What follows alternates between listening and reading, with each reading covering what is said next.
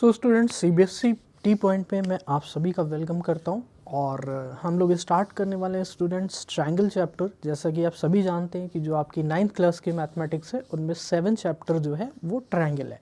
तो इसके पहले हमने 6 चैप्टर को फिनिश कर लिया। अगर आपने उनको फिनिश नहीं किया तो उनको फिनिश कर सकते हैं, इसी यूट्यूब चैनल पर आपको प्लेलिस्ट मिल जाएगी। ठीक है, तो आइए हम लोग देखते हैं ट्रायंगल क्या होता है। वैसे आप लोगों ने अर्लियर क्लासेस में पहले ही स्टडी कर रखा है कि ट्रायंगल क्या होता है और क्या क्या उसके टर्म्स होते हैं, जैसे वर्टेक्स हो गया, साइड हो गया, एंगल हो गया। इन सबको एक बार हम क्लियर अप कर लेते हैं। उसके बाद फिर हम चलते हैं मेन जो हमारा टॉपिक है, that is congruency of the triangle. तो इस चैप्टर में आपको क्या करना है, कॉन्ग्रुएंस ऑफ ट्रायंगल पढ़ना है।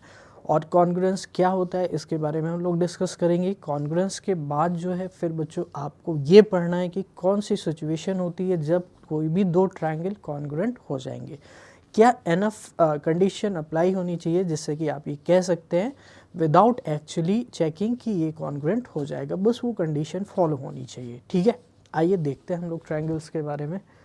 तो बच्चों ट्रायंगल आप देख सकते हैं कि ट्रायंगल चैप्टर में सबसे पहले आपने अर्लियर क्लासेस में triangles and their various properties के बारे में पढ़ रखा है। ठीक है, you know that a close figure form by 3 intersecting lines. तो 3 अगर इंटरसेक्टिंग लाइंस होंगी तो कैसी होंगी आप सभी जानते हैं। तो इस तरह से आपको अगर 3 इंटरसेक्टिंग लाइन बनाकर दे दी जाए तो इस तरह से क्या बनेगा, आपका ये ट्रायंगल बन जाएगा। तो स्टूडेंट्स ये 2 इंटरसेक्टिंग लाइन हो गई और इस तरह से म्यूचुअली 3 इंटरसेक्टिंग लाइन हो गई। ठीक है, तो जो जहाँ पर ये इंटरसेक्ट होती इसे हम क्या बोलते हैं, इसे हम बोलते हैं वर्टिसेस बोलते हैं। क्या बोलते हैं इसे, वर्टिसेस। और इस तरह से आप सभी जानते हैं जो इन दो लाइंस के बीच का इंक्लिनेशन होगा वो क्या कहलाता है आपका बच्चों, एंगल कहलाता है। तो इस तरह से ये एंगल्स ऑफ द ट्रायंगल हो जाएंगे। और ये इनके बीच का जो लाइन सेगमेंट होगा उसे हम क्या बोलते हैं, साइड बोलते हैं, sides of the triangle, sides of triangle. तो इस तरह से इसको नेम किया गया। अब ट्राई मीन्स 3 होता है क्योंकि यहाँ पर 3 वर्टिसेस हैं, 3 लाइन्स हैं और 3 एंगल्स हैं, तो 3 इंटरसेक्टिंग लाइन्स भी हैं। तो you know that a close figure form by 3 intersecting lines is called triangle. Try means 3, a triangle has 3 sides. तो 3 साइड्स है 1, 2 एंड 3। 3 एंगल्स हैं 1, 2 एंड 3 एंड 3 वर्टिसेस हैं। तो वर्टिसेस आप सभी जानते हैं 1, 2 and 3। For example in triangle A B C, अगर मैं इसको नेम कर देता हूँ ए बी सी, तो ये ए बी सी आपका क्या हो गया, एक triangle A B C denoted as triangle. तो इस तरह के आप बनाते हैं ट्रायंगल छोटा सा और क्या करते हैं, ए बी सी लिखते हैं। A B B C and C A are the sides. तो ए बी बी सी और सी ए क्या है, साइड्स है। Angle A, angle B, angle C are the 3 angles and A B C are the 3 vertices. तो ये आपके क्या हो गया, बेसिक हो गया ट्रायंगल का। आइए देखते हैं। In chapter 6 you have also studied some properties of triangles. In this chapter you will study in details about the congruence of triangles. तो जैसा कि मैंने आपको बताया कि इसमें हम लोग क्या स्टडी करने वाले हैं, कॉन्ग्रुएंस ऑफ द ट्रायंगल के बारे में स्टडी करने वाले हैं। ठीक है, कुछ प्रॉपर्टीज़ आपने प्रीवियस चैप्टर में भी की हैं, जो आपका लाइन्स एंड एंगल्स वाला था। रूल्स ऑफ कॉन्ग्रुएंस यानी जो रूल्स होने चाहिए किसी भी दो ट्रायंगल को कॉन्ग्रुएंट होने के लिए, उसको करेंगे। सम मोर प्रॉपर्टीज़ करेंगे ऑफ ट्रायंगल्स की and inequalities in a triangle. You have already verified most of these properties in earlier classes, we will now proof some of them. तो कुछ आपके प्रूफ भी हैं सिलेबस में, तो उसे भी हमें क्या करना होगा, कंप्लीट करना होगा। तो you must have observe that 2 copies of your photograph of the same size are identical. तो अगर आपकी 2 फोटोग्राफ सेम साइज की ली जाए तो वो क्या होंगी, आइडेंटिकल होंगी। 2 bangles of same size, 2 ATM cards issued by the same bank are identical. You may recall that on placing a 1 rupee coin on another minted in the same year, they cover each other completely. तो वो क्या करेगा, एक दूसरे को cover कर लेगा। आपकी नोटबुक है या फिर जो आपका फोटोग्राफ है, अगर आप सेम साइज़ का लेते हैं तो वो क्या करेगा, जब एक के ऊपर एक आप रखेंगे तो वो क्या कर लेगा, उसको कवर कर लेगा। ठीक है, do you remember what such figures are called. तो ऐसे फिगर को हम क्या बोलते थे, जो आपने प्रीवियस क्लासेस में स्टडी किया है, they are called congruent figures. तो इसे हम बोलते थे स्टूडेंट्स, क्या बोलते थे, कॉन्ग्रुएंट फिगर्स। तो ये आपके लिए सबसे इंपॉर्टेंट वर्ड हो जाता है। कॉन्ग्रुएंट मीन्स क्या होता है, मीन्स होता है इक्वल इन ऑल रिस्पेक्ट और figures whose shapes and size are both same. तो शेप भी सेम होना चाहिए, साइज भी सेम होना चाहिए। शेप का मतलब है कि एक फिगर अगर आपका ट्रायंगल है तो दूसरा भी क्या होना चाहिए, ट्रायंगल है। एक अगर आपका स्क्वायर है तो दूसरा क्या होना चाहिए, स्क्वायर होना चाहिए, यानी शेप सेम हो गया। अब साइज भी सेम होनी चाहिए। साइज सेम होने का मतलब ये हुआ कि आपकी जितनी भी इस साइड की लेंथ है उतनी इस साइड की होनी चाहिए, जितनी इस साइड की उतनी इस साइड की, और जितनी थर्ड साइड की उतनी ही थर्ड साइड की होनी चाहिए। इसी तरह से स्क्वायर में भी होना चाहिए कि जो दो स्क्वायर हैं अगर उनके साइड्स इक्वल होंगे तो डेफिनेटली स्टूडेंट्स फिर ये ट्रायंगल क्या हो, सॉरी ये फिगर क्या हो जाएंगे, आपके कॉन्ग्रुएंट हो जाएंगे। तो आइए थोड़ा सा और बेसिक्स को रिवाइज करते हैं। Now draw to circles of same radius. अगर आप दो सर्कल सेम रेडियस के ड्रॉ करते हैं तो जब आप उनको ड्रॉ करेंगे तो प्लेस वन ऑन अनदर, तो वन ऑन द अदर, अगर हम एक को दूसरे के ऊपर रख दें, प्लेस कर दें, what do you observe, they cover each other completely, तो वो क्या कर लेंगे, एक दूसरे को कम्प्लीटली क्या कर लेंगे, कवर कर लेंगे। And we call them as congruent circles. तो अभी मैंने आपको बताया कि फिगर एक जनरल वर्ड है, उसके अंदर आपका ट्रायंगल भी आएगा, स्क्वायर भी आ जाएगा, सर्कल भी आ जाएगा, ट्रेपीजियम भी आ जाएगा, ठीक है, पैरेललोग्राम, रोम्बस एटसेट्रा, रेक्टेंगल, जो भी आपने फिगर्स पढ़ रखे हैं वो सारे आ जाएंगे। Repeat this activity by placing one square on the other with sides of the same measure. तो सेम मेजर की साइड्स को क्या करेंगे हम, इसी तरह से स्क्वायर के केस में रिपीट करेंगे। अभी तक हमने क्या किया था, सर्कल में किया था, ठीक है, तो सर्कल के बाद आपको क्या करना है, यही एक्टिविटी स्क्वायर में करना है। और by placing two equilateral triangles of equal sides, तो इक्विलेटरल ट्रायंगल है तो इक्वल साइड्स के जो ट्रायंगल हैं उनको भी हम इस तरह से एक्टिविटी को परफॉर्म कर सकते हैं on each other. You will observe that the squares are congruent to each other and so the equilateral triangles. और तो यहाँ पर स्क्वायर और इक्विलेटरल ट्रायंगल दोनों जो हैं वो क्या हो जाएंगे, आपके कॉन्ग्रुएंट हो जाएंगे। You may wonder why we are studying congruence, हमें कॉन्ग्रुएंस की जरूरत क्यों है। You all must have seen the ice tray in your refrigerator, observe that the molds of making ice are all congruent. The cast used for molding in the tray also has congruent depression, maybe all are rectangular or some all circular or triangular. So whenever identical objects have to be produced, the concept of congruence is used in making the cast. तो क्यों ज़रूरत है congruency की, तो जब भी आपको identical objects को क्या करना है, प्रोड्यूस करना है, तो वहाँ पर कहीं ना कहीं आपको मैथमेटिकली डायमेंशंस के रिगार्डिंग क्या करना पड़ेगा, यूज़ करना पड़ेगा, किस चीज़ को, कॉन्ग्रुएंसी को, ठीक है। ये चीज़ क्लियर होगी, बहुत ही सिंपल सी चीज़ है।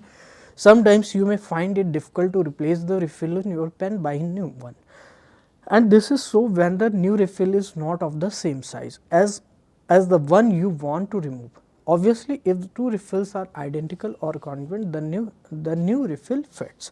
So you can find numerous examples where congruence of object is applied in daily life situation. तो ये भी आपका यूजफुल है कि डेली लाइफ में आप इसको यूज़ करने वाले हैं। Can you think of some more examples of congruent figures. Now which of the following figures are not congruent to the square in figure 7.31।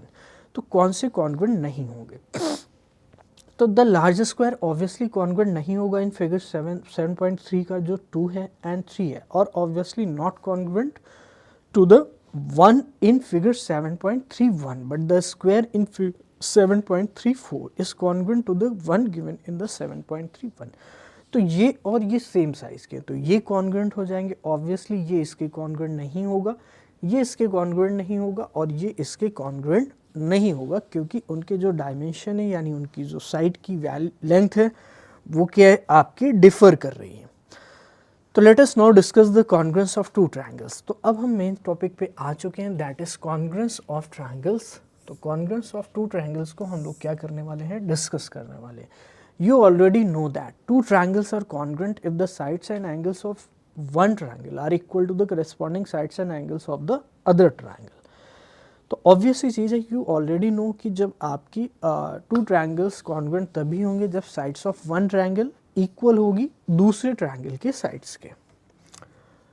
आइए देखते हैं। Now which of the triangles given below are congruent to triangle ABC in figure 7.41। तो NCERT का जो figure है ये first figure है। अब आपको बताना है इसकी कॉन्ग्रुएंट कौन कौन होगा।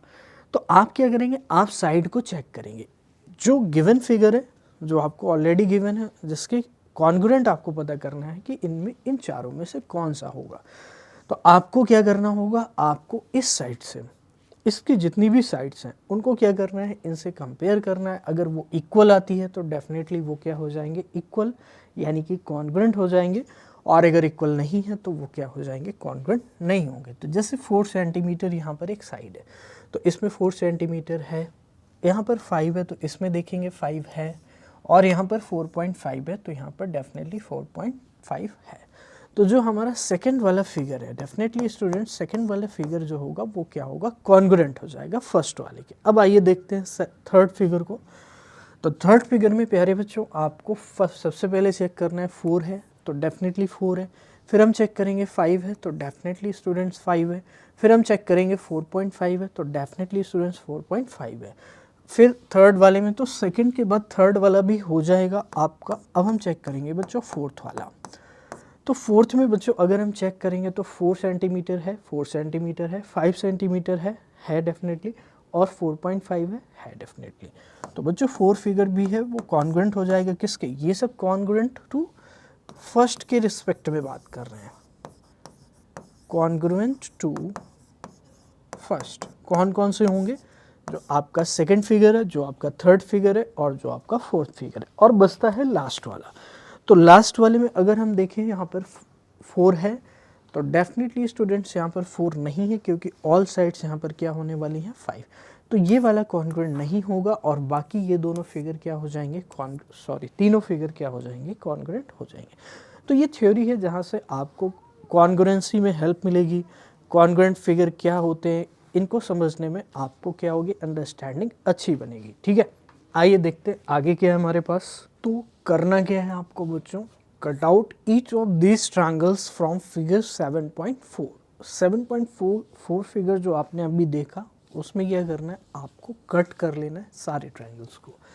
कट ऑफ दीज ट्रायंगल्स, तो दीज ट्रायंगल्स यानी दीज ट्रायंगल्स का मतलब ये हुआ कि जो आपके ये 5 ट्रायंगल बने हुए इनको क्या कर लेना है, कट कर लेना है। देन आपको क्या करना है, आपको क्या करना है कि 7.4 से जितने भी आपके फर्स्ट वाले को छोड़ करके यानी 2, 3, 4 और 5 इनकी कॉन्ग्रुएंसी को चेक करना है एंड टर्न देम अराउंड।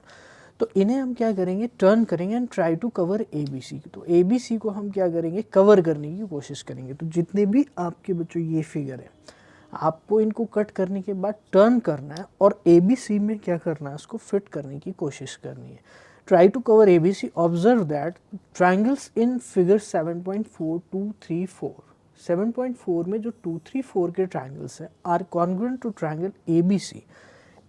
जो triangle ABC है उसके congruent है, while TSU of figure 7.45 जो 7.45 है, 7.45 कौन सा है, ये वाला फिफ्थ फिगर है, ये हमने पहले भी डिस्कस कर लिया है कि ये क्या है, कॉन्ग्रुएंट नहीं है। तो इसलिए figure 7.45 is not congruent to triangle ABC। तो if PQR is congruent to triangle ABC we write PQR as congruent to ABC। तो ये सिंबॉलिक फॉर्म है आपकी कॉन्ग्रुएंसी की। तो सिंबॉलिकली कैसे लिखते हैं बच्चों, यहाँ पर जो भी ट्रायंगल होगा आप उसको लिख लोगे, ट्रायंगल ABC। देन इस तरह से 2 हॉरिजॉन्टल लाइन बनाकर इस तरह से आपको बनाना पड़ेगा, दैट इज PQR या PQR टू ABC, बात एक ही है। ठीक है, तो इस तरह का सिंबल हम लोग कॉन्ग्रुएंसी के लिए यूज करते हैं।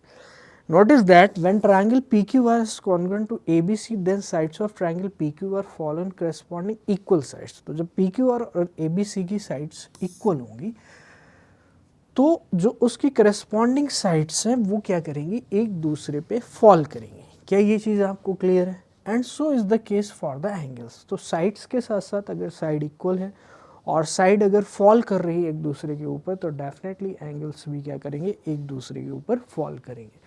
तो ये चीज़ क्लियर हो गई। तो यहाँ पर जो दोनों ट्रायंगल होंगे वो क्या हो जाएंगे, कॉन्ग्रुएंट हो जाएंगे। That is PQ covers AB। जो PQ है वो AB को कवर करेगा। तो यहाँ पे आप देखिए जो PQ साइड है वो कितनी है, 4.5। तो यहाँ पर 4.5 कौन सी, AB, तो इसको कवर करेगा। इस तरह से बाकी की जो साइड्स है उनको भी हम बता सकते हैं कि कौन किसको कवर करेगी। तो PQ कवर्स AB, जो PQ है AB को कवर करेगी। QR cover BC। तो QR की जो लेंथ है वो आप देख सकते हैं, QR की लेंथ कितनी है, 5 है, और वो क्यू आर, हाँ क्यू आर 5 है तो क्यू आर किसको करेगी, बी सी, क्योंकि A B already P Q से कवर हो चुका है तो ये बी सी को कवर करेगी, और बाकी जो बचेगी वो ए सी को कवर करेगी, यानी आर पी या पी आर किसको कवर करेगी, ए सी को, यानी आर पी कवर ए सी या सी ए। अब आ जाते हैं एंगल की बात करते हैं, तो angle P covers angle A, angle Q covers angle B, angle R covers angle C। Also there is one correspondence between the vertices, तो between the vertices one correspondence, यानी जो वर्टिसेस है वो भी क्या करेंगे, एक दूसरे को कवर करेंगे। That is P corresponds to A, Q corresponds to B, R corresponds to C and so on, which is written as. तो उसको कैसे लिखते हैं, डबल हेडेड एरो बना करके P corresponds to A, Q corresponds to B, R correspond to C। Note that under this correspondence, triangle PQR is congruent to ABC, but it will not be correct to write QRP is congruent to ABC। तो ये क्यों नहीं है correct बच्चों, क्योंकि यहाँ पर आपको वर्टिसेस की करस्पॉन्डेंस को देखना होता है। तो P के करस्पॉन्डिंग जो भी वर्टिसेस होगा उसको लेंगे यहाँ पर। तो यहाँ पर A ले लिया, हमें पता है P की करस्पॉन्डिंग A है, जबकि यहाँ पर Q है, तो Q की करस्पॉन्डिंग A तो है नहीं, ना ही R के करस्पॉन्डिंग B है, ना ही P की करस्पॉन्डिंग C है। तो P के करस्पॉन्डिंग जो भी वर्टेक्स होगा उसको लेंगे।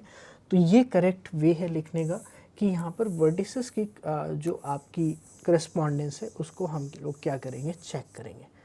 ठीक है, तो इस तरह से बच्चों आपको इसको समझना है। सिमिलरली फॉर फिगर 7.43, तो 7.43 फिगर को देखें तो एफ डी जो है ए बी को करस्पॉन्ड करेगा, डी करस्पॉन्ड करेगा बी सी को, ई एफ करस्पॉन्ड करेगा सी ए को, एंड जो एफ वर्टेक्स है वो ए को करेगा, डी वर्टेक्स बी को, एंड ई वर्टेक्स किसको करेगा, सी को करेगा। आइए देखते हैं आगे। So F D is congruent to A B C, तो एफ डी जो होगा वो ए बी सी के कॉन्ग्रुएंट होगा, but writing triangle D F is congruent to A B C is not correct. क्यों, क्योंकि जो एफ वर्टेक्स है वो ए को करेस्पॉन्ड कर रहा है। तो ये चीज़ आपको यहाँ से देखनी पड़ेगी जो आपको मैंने फिगर दिखाया। तो अगर हम डी एफ वाले ट्रायंगल की बात करते हैं तो अब समझिए इसको, आप 4 वाली साइड को मैच करेंगे। तो 4 वाली साइड को मैच करने के लिए आपको क्या करना पड़ेगा, ट्रायंगल को रोटेट करना पड़ेगा। जब आप ट्रायंगल को रोटेट करेंगे तो जो वर्टेक्स आपके होंगे यहाँ पर जो वर्टेक्स होंगे एफ ए को करेगा, डी बी को करेगा, और ई किसको करेगा, सी को। तो एफ जो है वो डी को करेगा, सॉरी एफ ए को करेगा, तो एफ जो वर्टेक्स है वो ए को करेगा, यानी एफ ये है तो यहाँ पर ए आएगा। तो आप सिंपल सा कह सकते हैं इसको कि इस तरह से आप उसको क्या करेंगे, रोटेट करेंगे। जब रोटेट करेंगे तो ए वर्टेक्स कहाँ पर आ जाएगा, एफ पे आ जाएगा, क्योंकि यहाँ पर 4 है और यहाँ पर 4 है। तो इस 4 को इस 4 के ऊपर लाना है, तो इसको रोटेट करना पड़ेगा। रोटेट करने पे 4.5 के ऊपर आ जाएगा और 5 के ऊपर आ जाएगा। तो अब यहाँ पर वर्टेक्स को देखेंगे तो एफ के ऊपर कौन सा वर्टेक्स आएगा, ए आएगा, और डी के ऊपर कौन सा आएगा, डी के ऊपर आएगा बच्चों बी आएगा, और यहाँ पर जो ई है उसके ऊपर कौन सा आ जाएगा, सी आ जाएगा। ये चीज़ क्लियर हो गई होगी, आई होप सो। तो आइए देखते हैं यहाँ पर आगे क्या है। तो D F A B C यानी कि जो आपका अल्फ़ाबेटिक सीक्वेंस है, अल्फ़ाबेट का सीक्वेंस है, वो यहाँ पर लिखना गलत हो जाएगा। यही चीज़ आपको समझाई जा रही है कि डी एफ आप नहीं लिख सकते, आपको करस्पॉन्डेंस को चेक करना होगा। Give the correspondence between the triangle in figure 7.4 के 4 पार्ट में एंड ए बी सी। तो आइए अब हम लोग इसको अपने से कंप्लीट करते हैं। देखते हैं 7.4, हाँ इसमें, तो इस वाले और इस वाले में क्या करस्पॉन्डेंस, तो आपको एक साइड को मैच करना है। तो 4 वाली 4 के ऊपर, यानी इसको ऐसे रोटेट करेंगे। जब आप इसको ऐसे रोटेट करेंगे तो 4 वाली कैसे आ जाएगी, मान लीजिए ये ऐसे है, आपने इसको ऐसे रोटेट कर दिया। जब आपने इसको रोटेट कर दिया तो आपको दूसरी साइड को भी चेक करना है, कहीं आप रॉन्ग रोटेशन तो नहीं कर रहे हो। तो जब इसको ऐसे रोटेट करोगे तो 4 ऐसी हो जाएगी, अब ये वाली इधर आ जाएगी, यानी कुछ ऐसी बन जाएगी, तो ये हो गई, और 5 वाली इधर चली जाएगी तो 5 ये हो गई। तो इसका मतलब ये हुआ स्टूडेंट्स कि यहाँ पर हमारा जो करस्पॉन्डेंस होगा वो सी के करस्पॉन्डिंग कौन होगा, एन होगा, या एन के करस्पॉन्डिंग कौन होगा, सी होगा। अब आपने इसको ऐसे रोटेट किया है तो डेफिनेटली स्टूडेंट्स m के करस्पॉन्डिंग या a के करस्पॉन्डिंग कौन सा हो जाएगा, m हो जाएगा, क्योंकि ये वाला वर्टेक्स इसके ऊपर आएगा और जो b है उसके करस्पॉन्डिंग कौन सा हो जाएगा, r हो जाएगा। तो आप क्या लिखेंगे, CAB is congruent to NMR। तो इस तरह से आपको कॉन्ग्रुएंस को लिखते टाइम इस करस्पॉन्डेंस का ध्यान रखना है, जो कि स्टूडेंट सबसे ज़्यादा मिस्टेक करते हैं। मैं आपको बता देता हूँ कि यहाँ पर स्टूडेंट्स गलतियाँ यही करते हैं कि जो उनके अल्फ़ाबेट है उनके सीक्वेंस को फॉलो करते हैं, जो कि गलत है। जैसे यहाँ पर अगर मैं अल्फ़ाबेट को फॉलो करूँगा तो वहाँ पर आएगा ABC MNR, जो कि गलत हो जाएगा, ठीक है। तो आपको करस्पॉन्डेंस का ध्यान रखना है। तो so it is necessary to write the correspondence of vertices correctly for writing the congruence of triangles in symbolic form. तो वही चीज़ आपको मैं बता रहा हूँ कि जो आपकी करस्पॉन्डेंस है उसका ध्यान रखेंगे, ठीक है, उसके अकॉर्डिंग आप आगे कंप्लीट करेंगे। Note that in congruent triangles corresponding parts are equal and we write in short CPCT for corresponding parts of congruent triangle.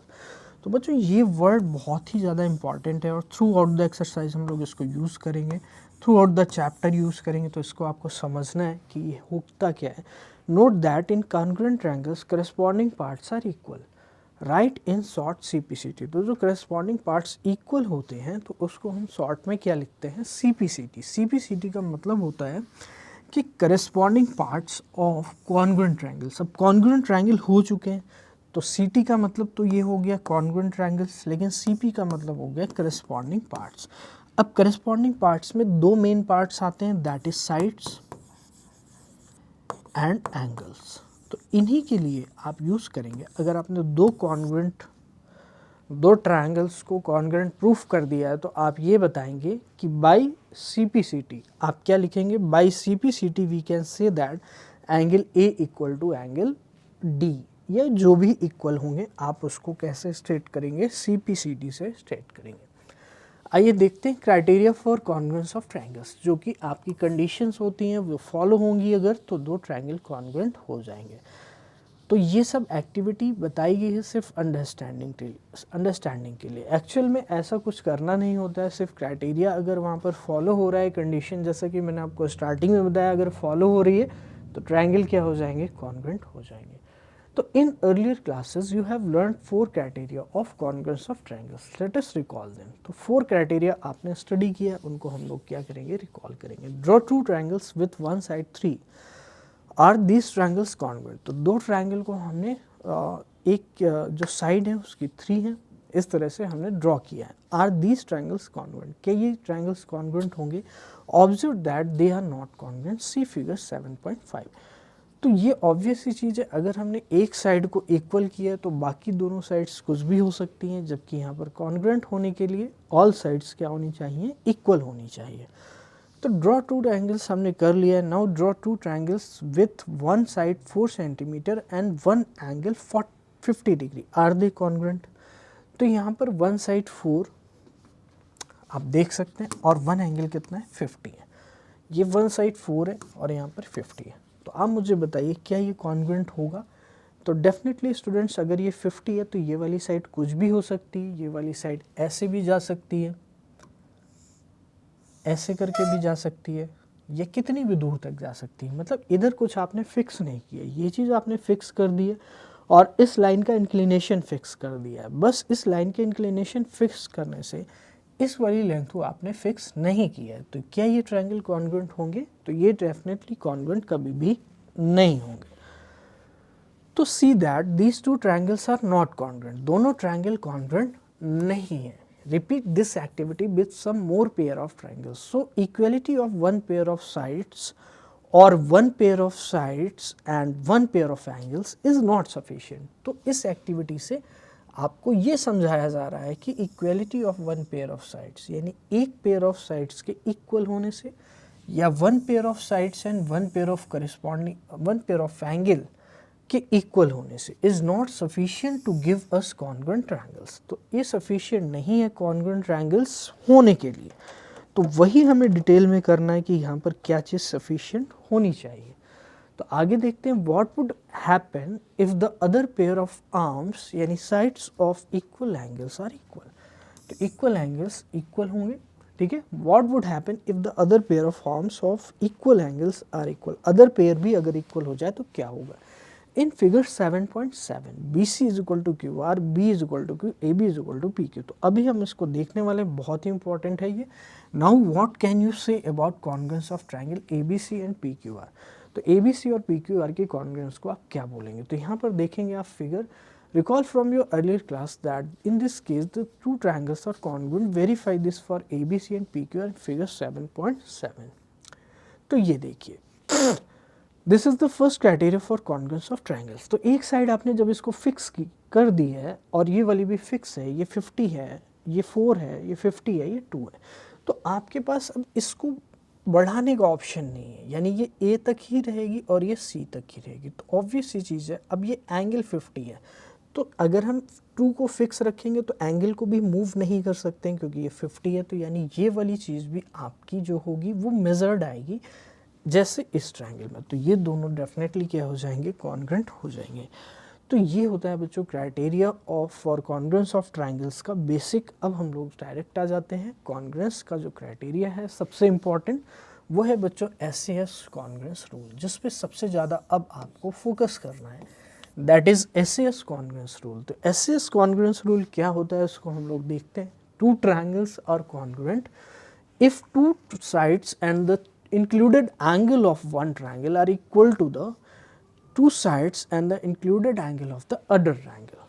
तो दो ट्रायंगल कॉन्ग्रुएंट होंगे, two triangles are congruent if two sides and the included angle of one triangle, ठीक है, of one triangle are equal to the two sides and the included angle of the other triangle। जो हमने यहाँ पर किया कि यहाँ पर दो साइड है वो दोनों इक्वल है, दो है वो दो है, ये चार है ये चार है, और उनके बीच का इंक्लूडेड एंगल 50 दोनों इक्वल है। This result can not be proved with the help of previously known result, so it is accepted true as an axiom. Axiom आप सभी जानते हैं बच्चों, जो चीज़ एक्सेप्ट कर ली जाती है मैथमेटिक्स में उसे क्या बोलते हैं, एग्जाम बोलते हैं। तो मैथ में जो चीज़ आप अज्यूम करते हैं ये प्रूफ नहीं कर सकते, इसको एक्टिविटी से आप परफॉर्म कर सकते हैं, चेक कर सकते हैं कि ये चीज़ क्या होगी, ट्रू होगी, इसलिए इसको एग्जाम बोला जाता है। तो इसलिए हमने क्या किया, इसको एग्जाम नेम दिया। अब आइए देखते हैं यहाँ पर ये सारी चीज़ें करने के बाद हम लोग देखते हैं एग्जाम्पल नंबर 1। आइए एग्जाम्पल 1 को हम लोग देखते हैं आपके ट्रायंगल का। तो इन फिगर 7.8, तो ये 7.8 फिगर जो है NCERT में ये डायग्राम यहाँ पे दिया गया आपको, जिसमें OA is equal to OB line है, यानी OA जो ये वाली लाइन है ये OB इसके इक्वल है, OD बराबर OC है, यानी OD ये है OC ये है, ये दोनों इक्वल है, so that AOD is congruent to BOC। तो AOD एक ट्रायंगल बन रहा है और BOC एक ट्रायंगल बन रहा है, ये दोनों कॉन्ग्रुएंट प्रूफ करने हैं। उसके बाद आपको दूसरी चीज़ क्या प्रूफ करनी है, AD पैरेलल है BC के। तो कोई दिक्कत नहीं, आइए सबसे पहले हम कॉन्ग्रुएंट प्रूफ करने की कोशिश करेंगे। तो प्यारे बच्चों आप मुझे एक सिंपल सी चीज़ बताइए, अगर मैं ट्रायंगल AOD और BOC को कंसीडर करता हूँ तो यहाँ पे लिखेंगे इन ट्रायंगल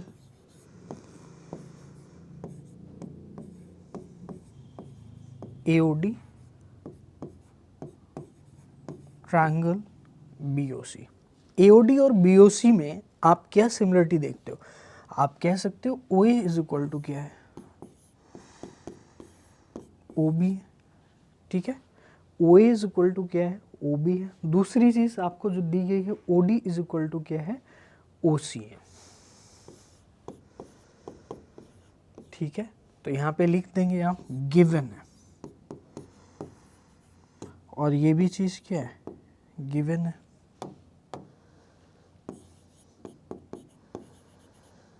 ठीक है, नेक्स्ट इज जो एंगल AOD होगा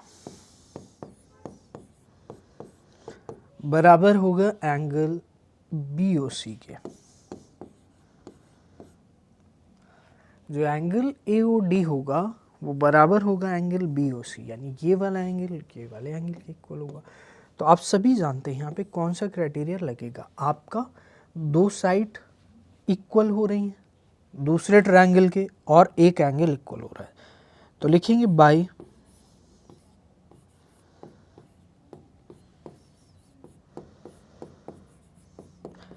SAS criteria, by SAS criteria we can say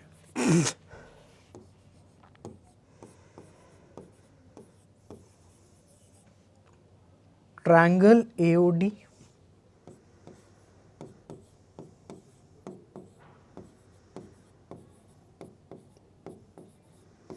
and triangle BOC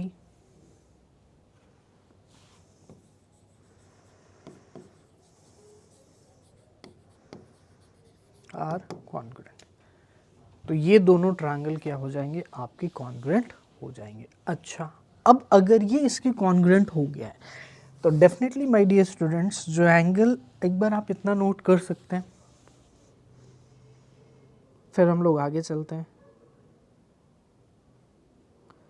तो इसको हम इरेज करेंगे। अब मैं इरेज कर देता हूँ उसको।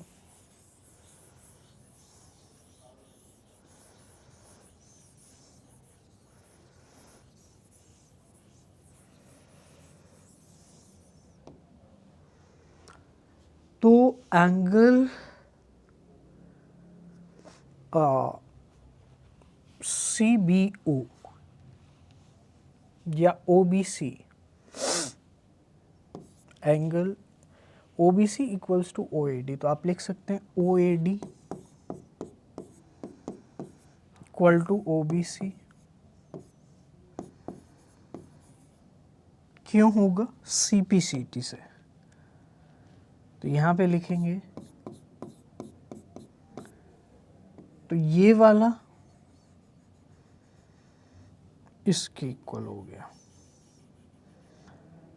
देन BCO या OCB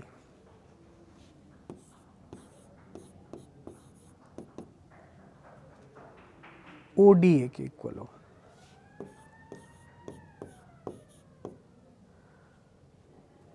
OCB ODA के इक्वल होगा। ठीक है, तो डेफिनेटली स्टूडेंट्स ये आपके ऑल्टरनेट एंगल्स हैं।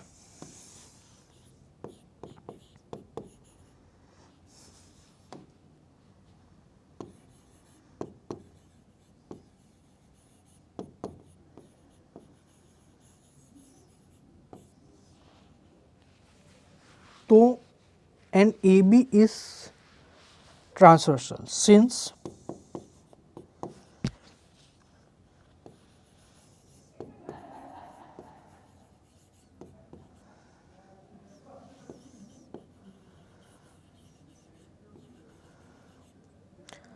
alternate angles are equal, hence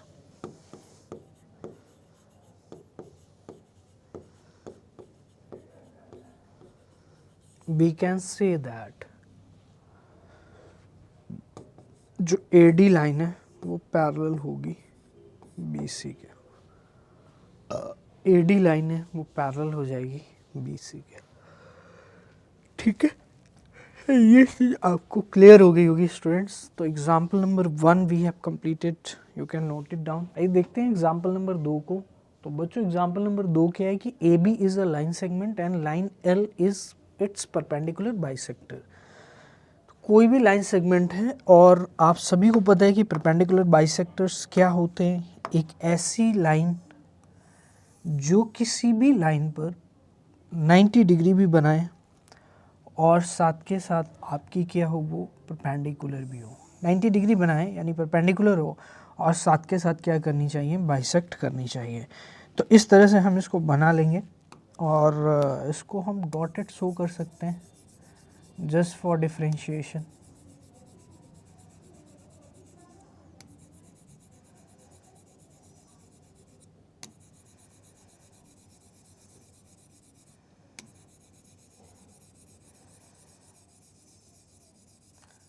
ठीक है,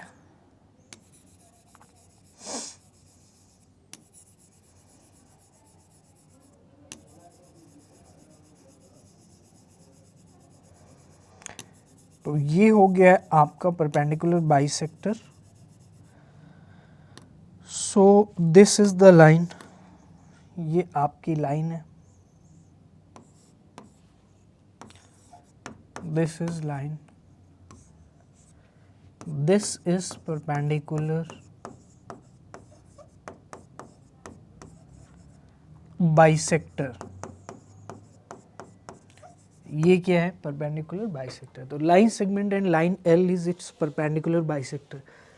तो जैसे कि आप देख सकते हो perpendicular bisector, if a point P lies on L, जो पी पॉइंट है वो एल पे लाई करता है, so that P is equidistant from A and B.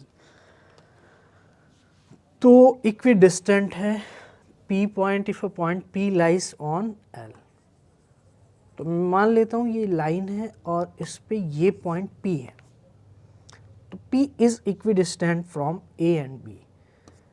तो ये लाइन A है और ये क्या है बच्चों, B है।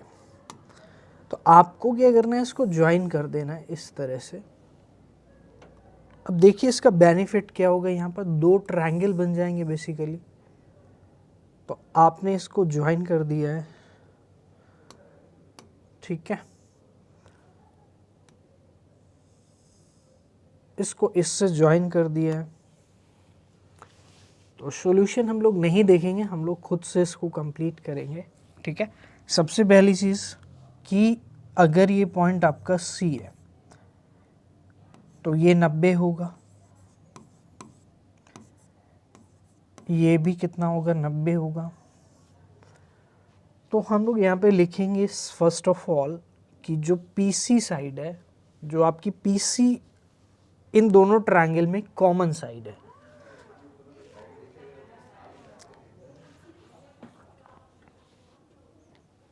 ठीक है। तो PA is equal to PB आपको इक्वल प्रूफ करना है, PA बराबर PB, ठीक है, PA बराबर PB आपको इक्वल प्रूफ करना है। अच्छा, PC जो है वो कॉमन साइड है, PC क्या है, कॉमन साइड है। तो लिखेंगे PC is equal to PC। सबसे पहले आपको ये टू प्रूफ,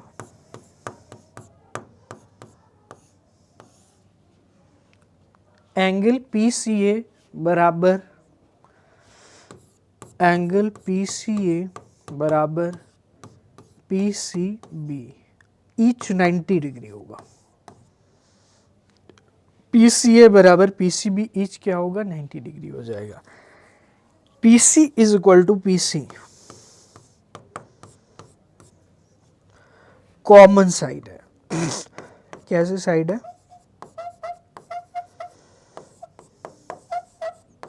कॉमन साइड है। PC बराबर PC क्या है, कॉमन साइड है, ठीक है। ये चीज़ आपको क्लियर होगी।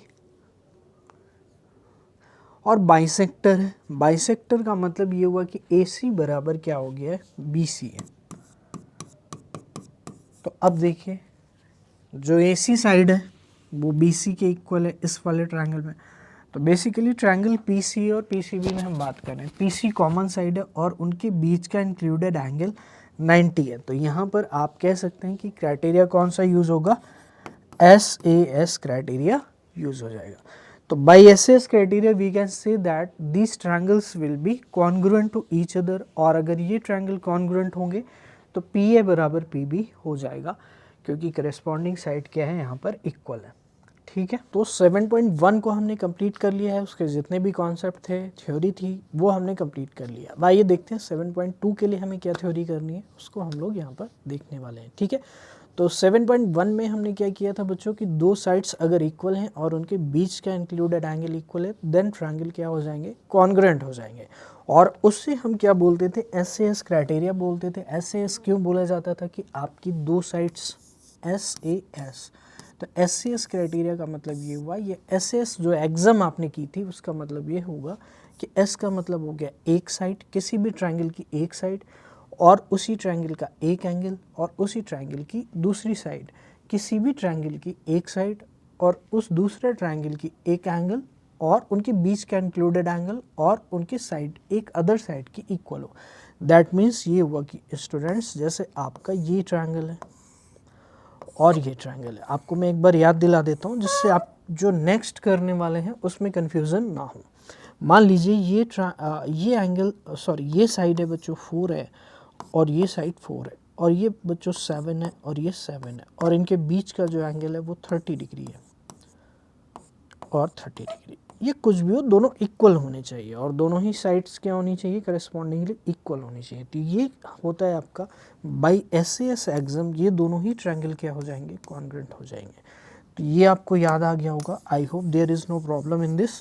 तो इसके बाद हम लोग देखते हैं नेक्स्ट क्राइटेरिया जो हमें स्टडी करना है। उसके लिए सबसे पहले हम थोड़ी सी एक्टिविटी को समझेंगे, देन उसके बाद मैं आपको थ्योरम में लेकर आऊँगा, जहाँ पे हम लोग थ्योरम करेंगे और इस थ्योरम का हमें क्या करना होगा, प्रूफ भी करना होगा। दैट इज़ थ्योरम 7.1, यानी जो आपका ट्रायंगल चैप्टर है उस थ्योरम की फर्स्ट थ्योरम का हमें क्या करना है, प्रूफ करना है। तो आइए देखते हैं, बहुत ही ध्यान से इसको कंप्लीट करना होगा आपको। आइए एक्टिविटी को देखते हैं। Now let us construct two triangles whose sides are 4 centimetre and 5 centimetre and one of the angle is 50। तो आपको बेसिकली क्या करना है, रैंडमली दो ट्रायंगल बना लेने हैं, ठीक है, जिसकी एक साइड 4 सेंटीमीटर है, दूसरी 5 सेंटीमीटर है, और कोई भी एक एंगल जो इंक्लूडेड ना हो। One of the angles is 50 degree and this angle is not included. तो ये इंपॉर्टेंट पॉइंट है कि ये एंगल जो है आपका इंक्लूड नहीं किया गया है और एंगल की वैल्यू 50 है। तो यहाँ पर 50 है और यहाँ पर कितनी है, 50 है। In between the equal sides, तो in between the equal sides see figure 7.10। तो इक्वल साइड्स के बीच का इंक्लूडेड एंगल, तो यहाँ पे 4 एंड 5 है, जैसे तो ये 4 है और ये 5 है, तो इनके बीच का एंगल इक्वल, मतलब इनके बीच का एंगल गिवन नहीं होना चाहिए, वो अननोन होना चाहिए। कोई भी अदर दो एंगल दिया जा सकता है। तो एक पॉसिबिलिटी ये हो सकती है, और इसी तरह से यहाँ पर एक पॉसिबिलिटी ये हो सकती है कि 4 ये है, 5 है, और इस केस में एंगल ये कितना हो गया आपका, 50 डिग्री हो गया। तो ये सिचुएशन आपको समझ में आ गई है। तो जब आप सिचुएशन समझेंगे तभी आपको कॉन्सेप्ट भी बहुत ही अच्छे से समझ में आएगा। Are the two triangles congruent, तो आपसे ये पूछा गया are the two triangles congruent. तो बच्चों जैसे 7.1 के पहले आपने कॉन्ग्रुएंसी को एक्टिविटी में कैसे चेक किया था, आपने क्या किया था, उन ट्रायंगल्स को कट किया था। तो यहाँ पर भी आपको क्या करना है, कट करना है। Notice that the two triangles are not congruent. Repeat this activity with more pair of triangles. You will observe that for triangles to be congruent, it is very important that the equal angles are included between the pair of equal sides. ठीक है students, तो next try to construct the two triangles in which two angles are 60 degree and 45 degree. तो ये congruent नहीं होंगे, ठीक है, 45 degree. अब यहाँ पर दूसरा हम लोग पेयर ऑफ ट्रायंगल बनाएंगे जिसमें एक एंगल 60 होगा, एक 45 होगा, and the sides included between this angle is 4 centimetre. तो ये ट्रायंगल आप देख सकते हो, ये 60 है, ये 60 है, 45 है, ये 45 है, ये 4 है और ये 4 है। तो इस तरह से आपका ये हो गया है कंप्लीट। यहाँ पे हमने दूसरा पेयर ऑफ ट्रायंगल लिया जिसमें दो एंगल इक्वल है और एक साइड क्या है, 4 सेंटीमीटर है।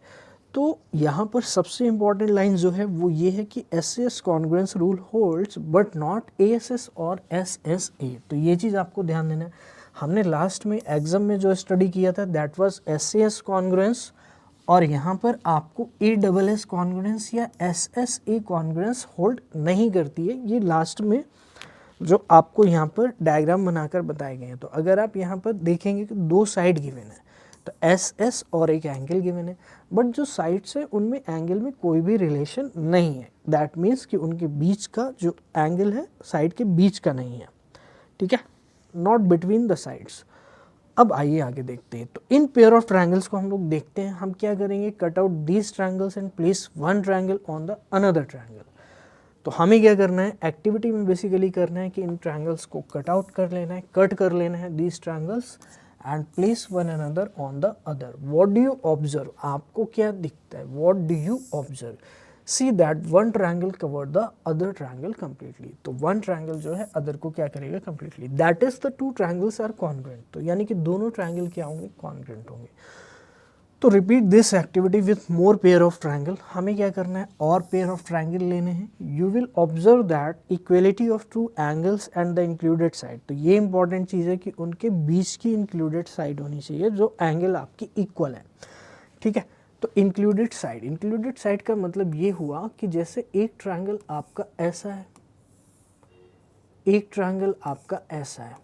तो मैं आपको यहाँ पे एग्जांपल से बता रहा हूँ कि जैसे आपका ये एंगल इसके करस्पॉन्डिंग है, मान लीजिए ये 30 है और ये भी 30 है, ये मान लीजिए 40 है और ये भी क्या है 40 है, ये 40 नहीं, आप इसको 60 कर लीजिए, 60 है, ये 60 है। तो स्टूडेंट्स अगर ये 60 हो गया आपका तो 30 30 के इक्वल 60 60 के, तो इनके बीच की इंक्लूडेड साइड कौन सी हो जाएगी, ये हो जाएगी। तो ये वाला किसके इक्वल होना चाहिए, इसके इक्वल होना चाहिए। क्या ये चीज़ आपको क्लियर हो रही है, यहाँ तक कोई भी दिक्कत नहीं होगी। दूसरी इंपॉर्टेंट चीज़ ये है कि ज़रूरी नहीं है कि 30 60 अगर यहाँ पर बेस में बने हुए हैं तो इसमें भी बेस पे बने हुए, एक सिचुएशन ऐसी भी बन सकती है, बट जो क्राइटेरिया है वो फुलफिल होगा तभी कॉन्ग्रुएंट होंगे। ये 30 हो सकता है, ये 60 हो सकता है, तो उस केस में ये इंक्लूडेड साइड हो जाएगी। तो ये वाली साइड किसके इक्वल होनी चाहिए, इसके। यानी अगर 4 है तो ये भी कितनी होनी चाहिए, 4 सेंटीमीटर होनी चाहिए, तब भी ये दोनों क्या होंगे, कॉन्ग्रुएंट होंगे। तो उससे फ़र्क नहीं पड़ता है कि वो बेस एंगल है या कोई भी एंगल हो सकता है, वर्टेक्स एंगल भी हो सकता है। ये चीज़ क्लियर हो गई। तो यहाँ पर included side is sufficient for congruence of triangle. तो you will observe that equality of the triangles के लिए, यानी कि कॉन्ग्रुएंसी ऑफ द ट्रायंगल्स के लिए, the included side is sufficient, यानी इंक्लूडेड साइड सफिशिएंट होगी for congruence of triangles. This result is the angle side angle criteria. तो very important criteria जिसका आपको प्रूव भी करना है आगे चलकर, अभी इसी चैप्टर में, इसी एक्सरसाइज के पहले, angle side angle criteria for congruence and is written as ASA criteria। तो इसे हम क्या बोलते हैं, ASA criteria।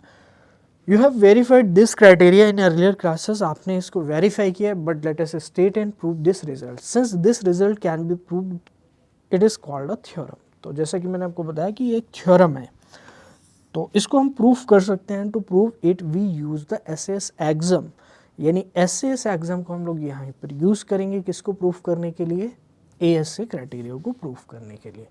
तो ASA क्राइटेरिया को हमें अगर प्रूफ करना है तो हमें SAS एग्जाम का यूज़ करना पड़ेगा, और एग्ज़ाम वगैरह हम लोग बता ही चुके हैं आपको।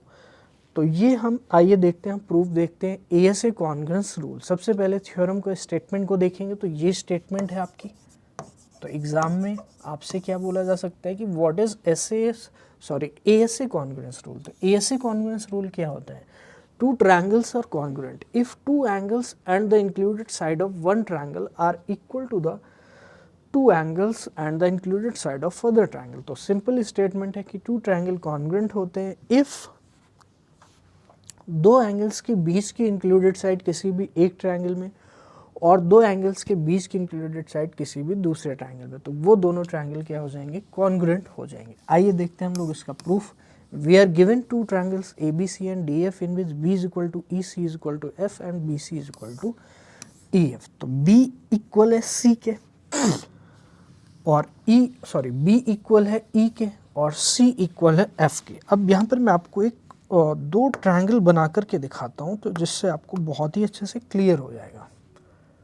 तो मान लीजिए बच्चों, एक ट्रायंगल ये है और एक ट्रायंगल ये है। अब यहाँ पे मैं नेम कर देता हूँ, that is A, this is B, this is C, this is D, this is E, this is F। तो B बराबर A है, यानी B बराबर E है, C बराबर F है, ये C है और ये F है। अब ये दो एंगल इक्वल हो गए, तो इनके बीच की इंक्लूडेड साइड कौन सी हो जाएगी, BC, और इन दोनों के बीच की इंक्लूडेड साइड कौन सी हो जाएगी, EF हो जाएगी। कौन सी हो जाएगी, EF हो जाएगी। तो BC बराबर क्या होगा, EF होना ज़रूरी है। तो अगर ये चीज़ें फुलफिल हो जा रही हैं तो डेफिनेटली मैं कह सकता हूँ कि कौन सा क्राइटेरिया यहाँ पर फॉलो होगा, ASA क्राइटेरिया फॉलो होगा। लेकिन हम लोग कर रहे हैं proof, and we need to prove that this. तो for proving the congruence of the two triangles see that 3 cases arises. तो 3 केसेस अराइजेस होते हैं और यहाँ पर तीनों केसेस को हमें क्या करना है, स्टडी करना है बहुत ही अच्छे से।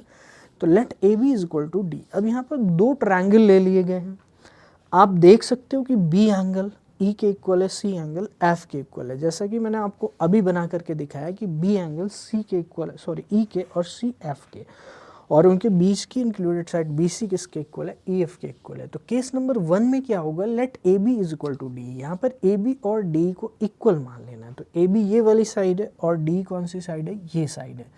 हमने इनको क्या किया है, लेट कर लिया equal. Now what to do, observe, what do you observe, you may observe that A B is equal to D, A B जो है डी के इक्वल है, ये चीज़ हमने लेट की है। तो अज्यूम्ड लिखा हुआ है ब्रैकेट में, B is equal to E already given है, B C is equal to E F already given है। तो so A B C is congruent to D F by S A S rule. तो जो हमने exam study किया था उसी का हमें क्या करना है, यूज़ करना है। तो एग्जाम का यूज़ करके मैं कह सकता हूँ S A S congruence rule से। तो ये सिंपल केस है, केस नंबर 1।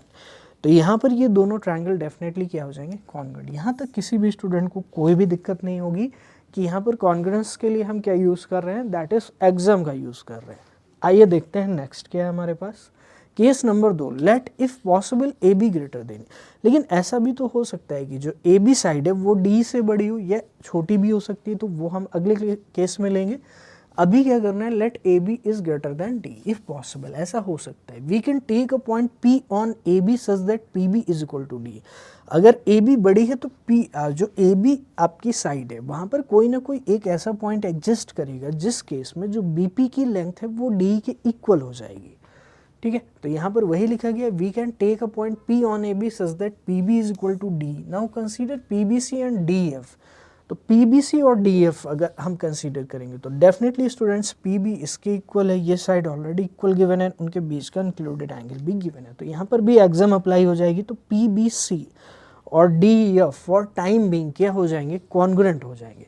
तो PBC एंड DF क्या हो जाएंगे, कॉन्ग्रुएंट हो जाएंगे by SCS axiom for congruence. Observe that in triangle PBC and DF PB is equal to D, B is equal to E, BC is equal to EF। ये by construction है, ये given है और ये भी given है, sides की equal given है जो BC वाली साइड है, और B is equal to E given है। Since the triangles are congruent, जो ट्रायंगल है वो कॉन्ग्रुएंट है, their corresponding parts will be equal. तो वहाँ पर करस्पॉन्डिंग पार्ट्स भी क्या होंगे, इक्वल हो जाएंगे। तो डेफिनेटली मैं ये कह सकता हूँ कि PCB जो एंगल होगा, आप देखिए ध्यान से, PCB वो DF के इक्वल हो जाएगा बाई CPCT, जो हमने 7.1 में डिस्कस किया था कि अगर दो ट्रायंगल कॉन्ग्रुएंट हो गए हैं तो अगर हम PBC और DF की फॉर टाइम बीइंग बात करते हैं तो ये दोनों क्या हो जाएंगे, कॉन्ग्रुएंट हो जाएंगे।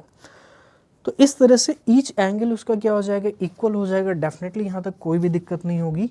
अब आगे देखते हैं, PCB is equal to DF, ये हमारे लिए इंपॉर्टेंट है, but we are given that ACB is equal to DF। हमें ACB DF के इक्वल गिवन है। तो ACB को आप देख लीजिए, ACB कहाँ है, दिस ACB किसके इक्वल है, DFE के इक्वल है। तो ACB DFE के इक्वल है और ACB PCB के भी इक्वल है। So is this possible, this is possible only if P coincides with A। तो बच्चों ये इंपॉर्टेंट पॉइंट है जिससे आप नेगेट करेंगे। पहले आपने इसको क्या किया है, P ले लिया है, कोई भी पॉइंट जिससे आपने उसको इक्वल दिखाया है D के इक्वल, बट यहाँ पर आपको क्या करना है, इसको कॉन्ट्रडिक्ट करना है कि यहाँ पर अगर ये एंगल इक्वल है, कहने का मतलब ये हुआ कि इस तरह से बनेगा, जो ACB है वो DF के इक्वल ऑलरेडी, DFE के ऑलरेडी इक्वल गिवन है। ठीक है, तो DFE के ऑलरेडी इक्वल गिवन है, बट यहाँ पर ACB PCB के इक्वल गिवन है। तो ACB PCB के इक्वल कब हो सकता है, जब P पॉइंट कहाँ पर आ जाएगा, A पॉइंट पर आ जाएगा। तो ये इंपॉर्टेंट चीज़ समझना है। So is this possible, this is possible only if P coincides with A और BA is equal to ED, यानी जो BA लेंथ है वो BA किसके इक्वल होगी, ED के इक्वल हो जाएगी। ठीक है, तो केस नंबर 3 पे आ जाते हैं। केस नंबर 2 बहुत ही क्लियर हो गया होगा कि P पॉइंट कहाँ पर कोइंसाइड करेगा, A पॉइंट पर कोइंसाइड करेगा। केस नंबर 3 में आ जाते हैं, if AB less than D। तो बच्चों प्रूफ इसीलिए मैं आपको करा रहा हूँ, थोड़ा सा आपको 1-2 बार इसको करना पड़ेगा खुद से। एक बार में तो मेरे करवाने से सिर्फ आपको कंप्लीटली कॉन्फिडेंस नहीं आएगा इसको करने का। तो आपको क्या करना है, आपको 1-2 बार इसको खुद से प्रैक्टिस करना है। पहले यहाँ से देखना है, समझना है, बुक से आपको और भी समझ में नहीं आएगा तो यहाँ पर मैं आपको समझा रहा हूँ। ठीक है, आइए देखते हैं। तो AB अगर D से छोटा होता तो यही 3 केसेस हो सकते, इक्वल वाला भी हो गया, ग्रेटर वाला भी हो गया। अब हम कौन सा कर रहे हैं, छोटा वाला। तो यानी कि जो AB लेंथ है वो अगर D से छोटी होती, we can choose a point M on D। तो M पॉइंट हम चूज कर सकते हैं D पर। अभी हम फिगर में भी देखेंगे, तो आप देखेंगे यहाँ पर figure, figure I will make, okay. तो M पॉइंट ऑन D, तो हम ले सकते हैं दो ट्रायंगल पहले, जिससे आपको ये चीज़ बहुत ही अच्छे से समझ में आएगी। तो एक ट्रायंगल मैंने ऐसे ले लिया और एक ट्रायंगल ऐसे ले लिया, ठीक है। तो these are two triangles I have taken. तो इनको मैं नेम कर देता हूँ ABCDEF। तो दिस इज A, ये B है, ये C है, ये D है, E है और ये F है। तो AB less than D, we can choose a point M on D। अब D में हम क्या करेंगे, अब हमें पता है ये चीज़ छोटी है, ये बड़ी, तो अब हमें जो पॉइंट लेना पड़ेगा, क्योंकि इसको तो हम छोटा नहीं कर सकते लेकिन इसको छोटा कर सकते हैं, तो एक पॉइंट हम M ले लेते हैं, जिससे मैं कह पाऊँ कि जो EM है, जो EM लेंथ है या ME लेंथ है, वो AB के इक्वल हो जाएगी। And repeating the arguments as given in case number 2। तो आपको भी ऐसे ही लिखना है कि यहाँ से आप डॉटेड लाइन को क्या कर देंगे, ड्रॉ कर देंगे। तो जब आपने डॉटेड लाइन को ड्रॉ कर दिया है, तो आप मुझे बताइए ये वाली लेंथ इसके इक्वल हो चुकी है, ये एंगल ऑलरेडी इक्वल गिवन है, ये साइड ऑलरेडी इक्वल गिवन है। तो मैं कह सकता हूँ कि AB is equal to, we can conclude that AB is equal to D। तो सेम आर्गुमेंट को रिपीट करना है और कह सकते हैं कि जो AB है वो D के इक्वल होगा। क्यों? क्योंकि ये तभी पॉसिबल है जब M पॉइंट D के साथ क्या करे, कोइंसाइड करे। So ABC is congruent to DF। Suppose now in two triangles, two pairs of angles and one pair of corresponding angles, corresponding sides are equal. अब यहाँ पर आ जाते हैं हम लोग कंक्लूजन में। Suppose now in two triangles, two pair of angles and one pair of corresponding sides are equal. तो one pair of corresponding sides are equal, but the side is not included between the corresponding angle. जो side है वो corresponding angle के बीच की नहीं है। The corresponding angle, equal pairs of angles, ठीक है, between the corresponding equal pair of angles, तो वो ऐसी है। सपोज करिए कि ये एंगल अगर इक्वल है, तो एक साइड तो कोई भी ये इक्वल हो गई और एक ये इक्वल हो गई। तो ये कहने का मतलब है कि उनके बीच की जो साइड है वो इक्वल नहीं है, उनकी इंक्लूडेड साइड इक्वल नहीं है। Are the triangles still congruent, क्या ये ट्रायंगल्स कॉन्ग्रुएंट होंगे? You will observe that they are congruent. Can you reason out why? तो इसको हम लोग करेंगे, क्या ये एंगल ट्रायंगल कॉन्ग्रुएंट होंगे? तो डेफिनेटली स्टूडेंट्स इसका बहुत ही इंटरेस्टिंग रीज़न है, अभी मैं आपको बताऊंगा। तो वो ये है बच्चों, आप मुझे एक सिंपल सी चीज़ बताइए, अगर आपने किसी भी ट्रायंगल के दो एंगल को फिक्स कर दिया है तो थर्ड एंगल ऑटोमेटिकली इक्वल हो जाता है। वो कैसे? सपोज करिए ये आपका 40 है और ये 70 है, तो ये होगा आपका कितना, 70 होगा, ठीक है। अब ये 40 था, ये 70 था, तो ये भी कितना होगा, 70। क्यों? अब आप रीजन समझिए, ये 70 होगा। रीज़न ये है कि you know that the sum of the three angles of a triangle is 180 degree. So if two pair of angles are equal, अगर दो पेयर ऑफ एंगल इक्वल है, the third pair is also equal because 180 minus sum of equal angle. तो ये चीज़ आपको clear हो गई। I hope there is no problem up till now, आपको कोई भी दिक्कत नहीं होगी। सो बच्चों ये क्लियर हो गया आपको। आगे देखते हैं। So two triangles are congruent if any two pair of angles and one pair of corresponding sides are equal. तो दो ट्रायंगल कॉन्ग्रुएंट होंगे, यही हमने थ्योरम में स्टडी किया। अगर उनके दो पेयर ऑफ एंगल इक्वल हो जाते हैं और क्या हो जाता है, one pair of corresponding sides are equal. तो one pair of corresponding sides क्या हो जाती है, इक्वल हो जाती है। We may call it as the double S congruency rule. तो डबल एस कॉन्ग्रुएंसी रूल भी बोल सकते हैं पहली चीज़, या फिर आप क्या बोल सकते हैं इसको, ASA कॉन्ग्रुएंसी रूल बोल सकते हैं। और दोनों ही चीज़ें सेम है। जैसा कि मैंने आपके साथ डिस्कस किया कि इंक्लूडेड साइड अगर इक्वल होगी तो डेफिनेटली स्टूडेंट्स उसके जो अदर एंगल होगा वो भी, अगर दो एंगल इक्वल है तो अदर एंगल ऑटोमेटिक इक्वल हो जाएगा। और जिस वजह से जो भी साइड इक्वल होगी उनके बीच का वो साइड जो है वो क्या हो जाएगी, उनके दोनों जो एंगल होंगे दोनों तरफ वो क्या हो जाएंगे, इक्वल हो जाएंगे। कहने का मतलब ये हुआ, सपोज करिए ABC, एक बार और समझ लेते हैं इसको। ये दो ट्रायंगल हैं आपके पास DF, और आपका ये एंगल 40 है, ये 60 है, और ये 40 है, ये 60 है, ये 7 सेंटीमीटर की साइड है और ये 7 सेंटीमीटर की साइड है।